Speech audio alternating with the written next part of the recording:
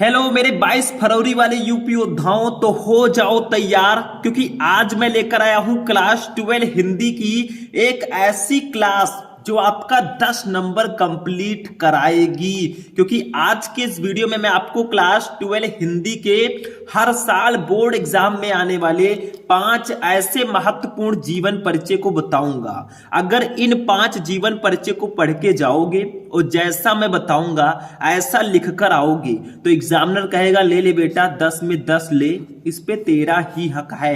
तो भैया अगर आप भी 22 फरवरी को जाने वाले हैं हिंदी का पेपर देने तो इस वीडियो को देख लेना, नहीं तो बाद में बहुत पछताओगे और बोर्ड एग्जाम के बाद आओगे तो कहोगे सर जी ने बताया था हमने पढ़ा नहीं। तो आज 10 नंबर हम कंप्लीट आपका कराएंगे और बस इन 5 जीवन परिचय को पढ़ के जाना। लेखक और कवि दोनों का मैं आपको बताऊंगा, कैसे आपको लिखना है सब कुछ मैं इस वीडियो में बताऊंगा। 15 से 16 नंबर का जो भी 15 से 16 मिनट का जो भी वीडियो होगा ध्यान से समझ लेना, इस टाइम को दे दो, आप 10 नंबर कंप्लीट कर दोगे। तो चलिए देखते हैं कौन कौन से लेखक और कवि हैं जिनका हम जीवन परिचय पढ़ेंगे। सबसे पहले वासुदेव शरण अग्रवाल जी का पढ़ेंगे, फिर हजारी प्रसाद द्विवेदी जी का। 2 लेखक का हम पढ़ेंगे और 3 कवि हैं हमारे, महादेवी वर्मा जी, जयशंकर प्रसाद जी और रामधारी सिंह दिनकर जी। यानी कि टोटल मिलाकर 5 महत्वपूर्ण जीवन परिचय हम पढ़ेंगे, एक एक करके सबको पढ़ेंगे। ठीक है, इन्हीं 5 जो है ये 5 ट्रेंडिंग में चल रहे हैं और इन्हीं में से आएगा, ये ध्यान रखिएगा, हो सकता है पूरा का पूरा आ जाए। तो चलिए स्टार्ट करते हैं। इस वीडियो को लाइक कर देना, चैनल पर नए चैनल को सब्सक्राइब कर देना, क्योंकि अब की बार 22 फरवरी को हम आग लगा के आएंगे, मतलब आग नहीं लगाना है, टॉपर बन के आएंगे। सबसे पहले हम देखेंगे वासुदेव शरण अग्रवाल जी का जीवन परिचय। अब आप लोग कहेंगे सर जी हमारे में तो साहित्यिक परिचय आता है कि निम्नलिखित में से किसी एक लेखक का साहित्यिक परिचय देते हुए उनकी रचनाओं को लिखें। आप तो जीवन परिचय बता रहे हैं। देखो भैया जीवन परिचय पहले आपको छोटा सा हेडिंग डालना है, किसी भी लेखक या कवि का लिखो, छोटा सा हेडिंग डाल के उनका जन्म स्थान, थोड़ी सी शिक्षा और उनकी मृत्यु लिख दो। फिर आपको साहित्यिक परिचय लिखना है, देखो 80 शब्दों में लिखना होता है। ठीक है, तो जीवन परिचय बहुत छोटा सा लिखना, फिर साहित्यिक परिचय थोड़ा बड़ा लिखना और उनकी रचनाओं को लिख देना, काम खत्म हो जाएगा। देखो सबसे पहले जीवन परिचय हेडिंग डालेंगे, इसमें थोड़ा सा लिखेंगे। देखो डॉक्टर वासुदेव शरण अग्रवाल का जन्म सन 1904 ईस्वी में मेरठ जनपद के खेड़ा नामक ग्राम में हुआ था। इनके माता पिता लखनऊ में रहते थे, अतः इनका बचपन लखनऊ में व्यतीत हुआ और यही इनकी प्रारंभिक शिक्षा हुई। भारतीय संस्कृत और पुरातत्व का ये महान पंडित एवं साहित्यकार सन 1967 में परलोक सिधार गया। ठीक है, ये इतना आपको लिख देना है, बस जीवन परिचय इनका हो चुका है, बस इतना। साहित्यिक परिचय सबसे इंपॉर्टेंट है, इसमें हम लिखते क्या है, देखो इसमें हम लिखते हैं कि ये किस प्रकार के हिंदी साहित्य में इनका परिचय कैसा है, ये कैसे लेखक थे, किस प्रकार की रचनाएं करते थे, ये सारा आपको साहित्यिक परिचय में लिखना होता है। तो इसमें देखो कैसे लिखेंगे। डॉक्टर अग्रवाल भारतीय संस्कृति, पुरातत्व और प्राचीन इतिहास के प्रकांड पंडित एवं अन्वेषक थे। इनके मन में भारतीय संस्कृति को वैज्ञानिक अनुसंधान की दृष्टि से प्रकाश में लाने की उत्कट इच्छा थी, अतः इन्होंने उत्कृष्ट कोटि के अनुसंधात्मक निबंधों की रचना की। इनके अधिकांश निबंध प्राचीन भारतीय इतिहास और संस्कृति से संबद्ध हैं। बस आपको इतना जीवन परिचय में लिख देना है। ठीक है, उसके बाद में साहित्यिक परिचय में थोड़ा और लिख दीजिएगा। मतलब देखिए मैं आपको, मेरी रिस्पॉन्सिबिलिटी है कि आपको पूरा बताया जाए, थोड़ा कम ज्यादा करके भी आप लिख सकते हैं, उसमें आपका जैसे इच्छा कहे। ठीक है, इन्होंने अपने निबंधों में प्रागैतिहासिक, वैदिक एवं पौराणिक धर्म का उद्घाटन किया। निबंध के अतिरिक्त इन्होंने पाली, प्राकृत और संस्कृत के अनेक ग्रंथों का संपादन और पाठ शोधन कार्य किया। जायसी के पद्मावत पर इनकी टीका सर्वश्रेष्ठ मानी जाती है। इन्होंने बाण भट्ट के हर्षचरित का सांस्कृतिक अध्ययन प्रस्तुत किया। मतलब आपको साहित्यिक परिचय में खूब प्यार से, खूब अच्छे से ऐसे लिख देना है। आप इसमें से 1-2 लाइन कम भी लिख सकते हैं, मतलब आपको टोटल 80 शब्दों में लिखना है, ये ध्यान रखिएगा, मैनेजमेंट करके चलिएगा। ठीक है, रचनाओं पे आते हैं हम लोग। इनकी प्रमुख रचनाएं निम्न है। निबंध संग्रह में इनकी रचना जो है पृथ्वीपुत्र, कल्पलता, कला और संस्कृत, कल्पवृक्ष, भारत की एकता, माता भूमि, पुत्रो अहम पृथिव्या, वागधारा आदि इनके प्रसिद्ध निबंध संग्रह हैं। ये इनके निबंध हैं। ऐसे हेडिंग डाल के अगर लिखोगे तो पूरे नंबर मिलेंगे। मतलब थोड़ा क्वालिटी बेस लिखो, अट्रैक्टिव दिखे, ताकि एग्जामिनर आपको, आपकी कॉपी को देखकर अट्रैक्ट हो, वो आपको नंबर दे। ठीक है, हर सुंदर चीज को देखकर सब अट्रैक्ट होते हैं। शोध प्रबंध में पाणिन कालीन भारतवर्ष, आलोचना ग्रंथ में पद्मावत की संजीवनी व्याख्या तथा हर्षचरित का सांस्कृतिक अध्ययन इन्होंने लिखा। संपादन में पाली, प्राकृत और संस्कृत के एकाधिक ग्रंथों का इन्होंने संपादन भी किया। तो ऐसे आपको छोटा सा पहले जीवन परिचय लिखना है, फिर साहित्यिक परिचय थोड़ा बड़ा सा, उसमें आपको इनका कैसा परिचय है, पुरस्कार जो भी मिला वो साहित्यिक परिचय में लिखेंगे, फिर इनकी रचनाओं को हम लिखेंगे। बस हो गया, ठीक है। अब हम चलते हैं दूसरे लेखक पर। हमें भैया 5 लेखक और कवि का देखना है, तो दूसरे हमारे हैं आचार्य हजारी प्रसाद द्विवेदी जी। इसमें भी सेम प्रोसेस रहेगा, पहले छोटा सा जीवन परिचय, फिर साहित्यिक परिचय, उसके बाद में रचनाएं। देखो जीवन परिचय सबसे पहले।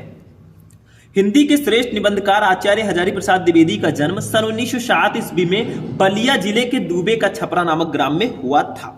इनके पिता श्री अनमोल द्विवेदी ज्योतिष और संस्कृत के प्रकांड विद्वान थे। हजारी प्रसाद द्विवेदी का 19 मई 1979 ईस्वी को रुग्णता के कारण स्वर्गवास हो गया। मतलब आपको ऐसे जीवन परिचय लिख देना है कभी कभी, और जो मैं आपको बता रहा हूं अभी जितने लेखक और कवि, इन्हीं का पढ़ लोगे 10 नंबर कोई काट नहीं सकता, ठीक है। ध्यान से समझ लेना, ये बात अपने दिमाग में रख लेना, ठीक है। साहित्यिक परिचय में देखो, हजारी प्रसाद द्विवेदी साहित्य के प्रख्यात निबंधकार, इतिहास लेखक, अन्वेषक, आलोचक, संपादक तथा उपन्यासकार के अतिरिक्त कुशल वक्ता और सफल अध्यापक भी थे। इतनी सारी क्वालिटीज थी इनके अंदर, कितने महान थे। देखो, वे मौलिक चिंतक, भारतीय संस्कृत और इतिहास के मर्मज्ञ, बंगला तथा संस्कृत के प्रकांड विद्वान थे।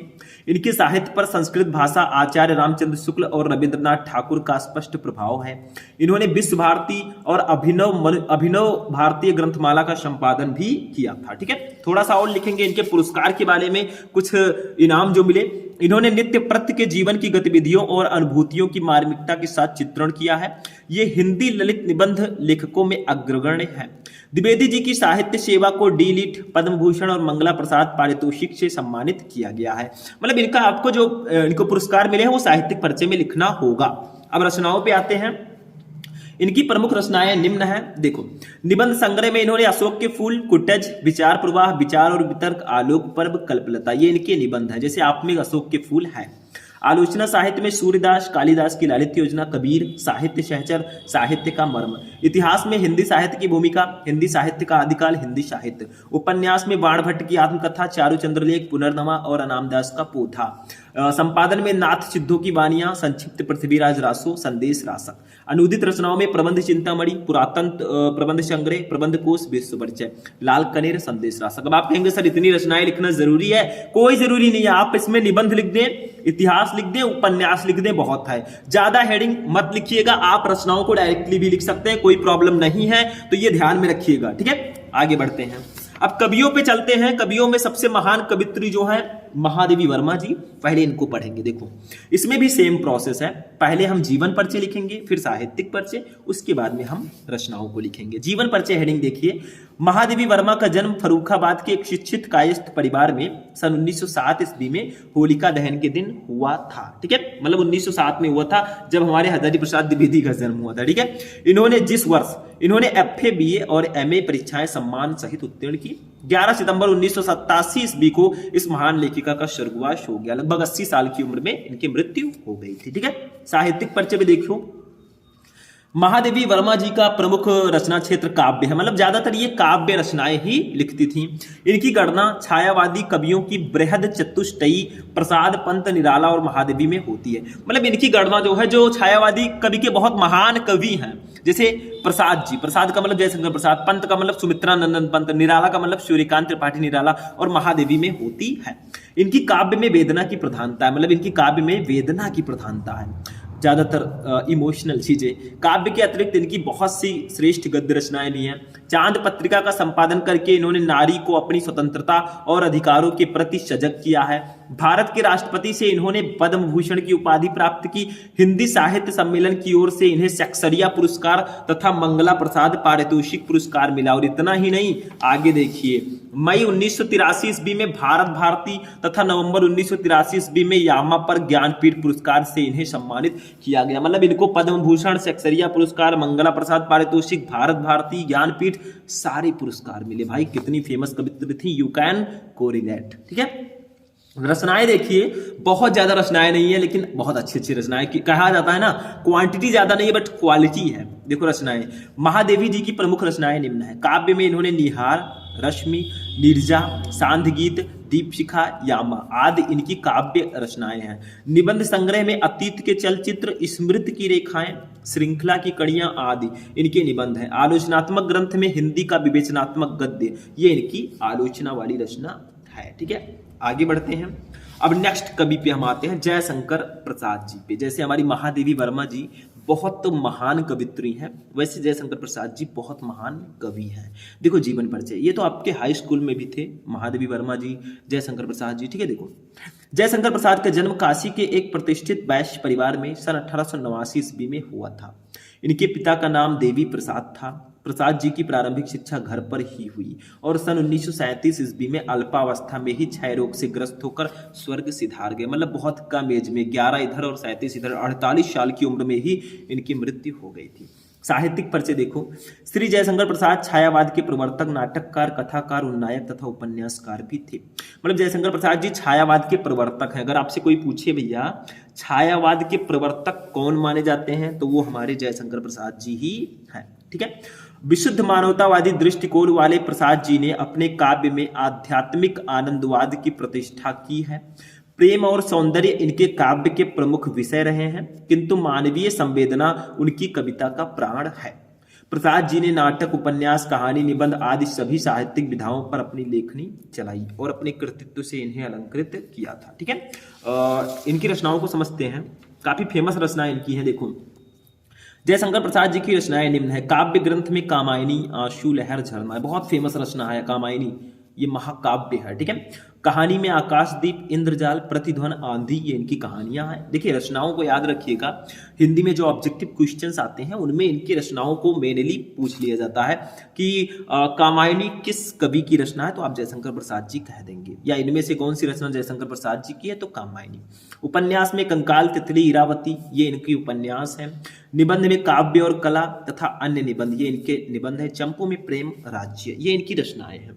इसको ध्यान में रखिएगा। एक और कवि है, हमने 2 लेखक 2 कवियों को जाना, एक और कवि को हम देखेंगे जो काफी ज्यादा इंपॉर्टेंट है मेरे अकॉर्डिंग एग्जाम की दृष्टि से। नाम है इनका कोई और नहीं, रामधारी सिंह दिनकर जी। सबसे पहले जीवन परिचय, ध्यान देखिए मैं पढ़ाते हुए जा रहा हूं तेजी से, आपको समझना है क्योंकि मेरा काम है आपको बताना। आप इसको नोट कर रहे हैं या क्या कर रहे हैं वो आपके ऊपर है, कैसे पढ़ाई कर रहे हैं। ठीक है, जीवन परिचय। श्री रामधारी सिंह दिनकर का जन्म 30 सितंबर 1908 ईस्वी को जिला मुंगेर बिहार के सिमरिया नामक ग्राम में हुआ था। बिहार में इनका जन्म हुआ। इनके पिता का नाम श्री रवि सिंह और माता का नाम श्रीमती मनरूप देवी था।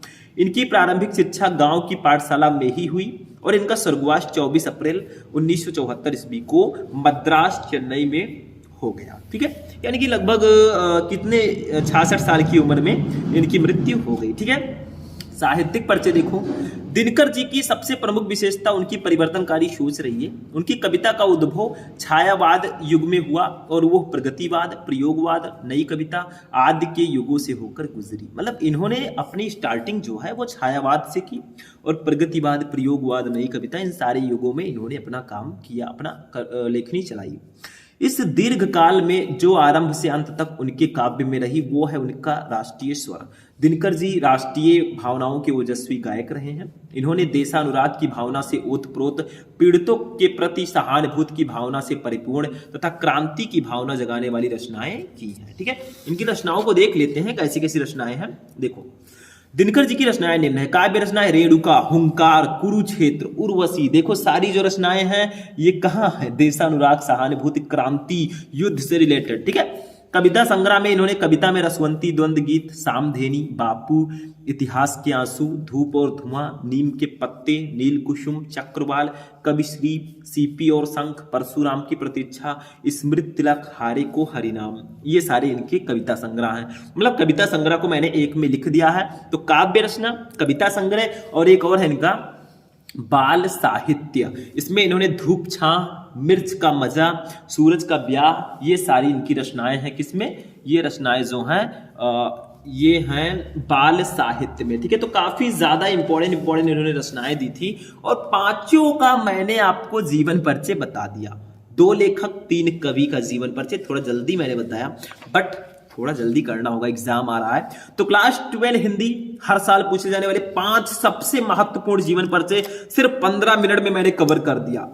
एक जीवन परिचय 3 मिनट में, 15 मिनट में मैंने आपको टॉप 5 जीवन परिचय बता दिया। इस 15 मिनट को देखने से आपका 10 नंबर क्लियर हो जाए तो क्या फर्क है। ठीक है, तो आज का क्लास कैसा लगा? आप लोगों का एक ही काम होना चाहिए कि आप लोग पढ़िए अच्छे से, कुछ करके दिखाएं एग्जाम में। बाकी इस वीडियो को लाइक कर देना, चैनल पर नए चैनल को सब्सक्राइब कर लेना।